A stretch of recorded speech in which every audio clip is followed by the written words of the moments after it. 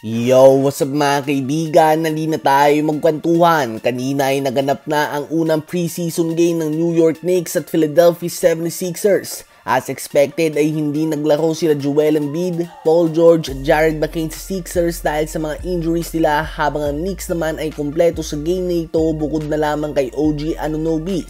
Naganap na din mga kaibigan ng Knicks debut ng Filipino-American player Jordan Clarkson. Tulad ng inaasahan ay lisensyado siyang tumira. Kahit na naglaro lamang siya ng 15 minutes ay nagkaroon siya ng 9 shot attempts kung saan ay ipasok niya ang 4 na nagresulta sa 9 points. Hindi naman gaano nagtodo mga players for both teams bagkus pinalaro lang nga nila ang lahat ng players. Sa Knicks nga ay halos lahat below 20 minutes ang nilaro ng kanilang players at 19 players nga ang nabigyan ng minuto. Sa uli ay nakuha nga ng Knicks ang 99-84 win. Nanguna dyan ang 12 points si Deuce McBride, 11 points, 5 rebounds si Karl Anthony Towns, 9 points si Jordan Clarkson, at 7 points and 16 rebounds in 18 minutes si Mitchell Robinson.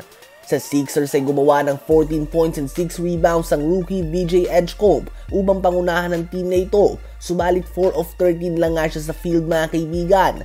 Ang Knicks ay inaasahan na isa sa mga magiging top team sa Eastern Conference dahil sa addition ng mga bench pieces nila sa pangunguna ni Jordan Clarkson, Malcolm Brogdon at Jerjuan Yabusele. Ano ba masasabi nyo tungkol dito? Habang tinamaan naman ng kamalasan kaagad ng Dallas Mavericks, sa unang araw ng kanilang ensayo ay nagtamo na kaagad ng injury si Daniel Gafford at out ito ng 2 hanggang 3 linggo dahil sa ankle injury. Eksaktong 3 linggo na lang nga bago mag-umpisa ang panibagong NBA season at ang kanilang opening game laban sa San Antonio Spurs. Kaya naman sa ngayon ay hindi pa natin tiyak kung makakapaglaro ba si Gafford dito. Subalit maliwanag na si Dereck Lively na ang magsisilbi bilang starting center at least sa umpisa ng season dahil ito nga mabibigyan ng pagkakataon na mag-ensayo kasama ang starting 5. Ang inaasahan na starting 5 nila ay si D'Angelo Russell, Klay Thompson, Cooper Flagg, Anthony Davis at Dereck Lively II. O posible din nga na ilagay nila sa center position si Anthony Davis at power forward naman si PJ Washington na originally ay magsisilbi bilang kanilang 6th man. Ano ba masasabi nyo tungkol dito? Habang si Jonathan Kuminga naman ay pinalitan na ang kanyang 00 na jersey number. Number 1 na nga ang gagamitin niya sa susunod na season.